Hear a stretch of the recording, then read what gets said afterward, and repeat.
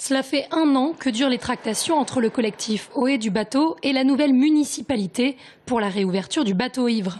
Un point d'accord majeur avec la mairie, la salle doit garder sa vocation culturelle. Mais lors de la dernière entrevue en date du 8 juin, des divergences sont apparues sur la définition même des activités culturelles que le lieu pourrait accueillir. On nous a parlé de budget faramineux pour en faire un lieu de répétition, par exemple. 1 700 000 € pour en faire un lieu de répétition, mais avec une ouverture au public très limitée, c'est-à-dire jusqu'à 49 personnes, alors que notre projet veut ouvrir un lieu de diffusion pour un public allant jusqu'à une jauge de 300 personnes.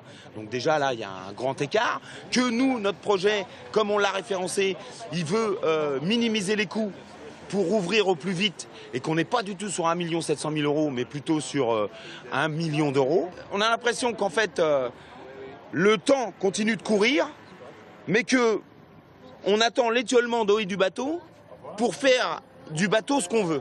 Salle de répétition ou de diffusion, question de la jauge, difficile de trouver des accords. Le collectif Ohé du bateau a réalisé un sondage auprès des structures culturelles de l'agglomération et se félicite des résultats obtenus grâce à ces 166 réponses. 92% de ces acteurs jugent utile l'hypothèse d'une réouverture du bateau sur la base du projet porté par le collectif Ohé du bateau. Voilà. Et 67% pour que ce bateau serve aussi à la diffusion du spectacle vivant, sous toutes ses formes. Prochaine étape pour le collectif, présenter son projet au Conseil des maires de Tourplus, avec pour objectif que la communauté d'agglomération rachète les murs pour remplacer la Sémivite, actuelle propriétaire.